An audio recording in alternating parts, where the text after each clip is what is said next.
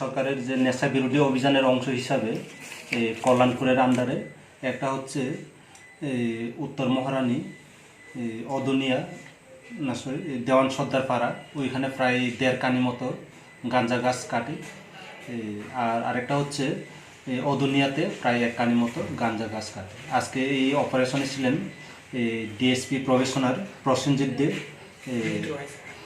তারপরে কল্যাণপুর ওসি শুভ্রাংশু ভট্টাচার্য, আর এসআই জয়ন্ত দেবনাথ, আর এসআই বিশ্বজিৎ চৌধুরী এবং 71 ব্যাটালিয়নের সিআর। মূলত তারা শর্ট পিরিয়ডে মানে বেশি আর্থিক লাভ করার জন্যই এইসব মানে বেআইনিভাবে তারা গাঁজা গাছগুলি চাষ করছে এবং আমরা এগুলি ধ্বংসের মতো অ্যাপ্রক্স ভ্যালু হবে।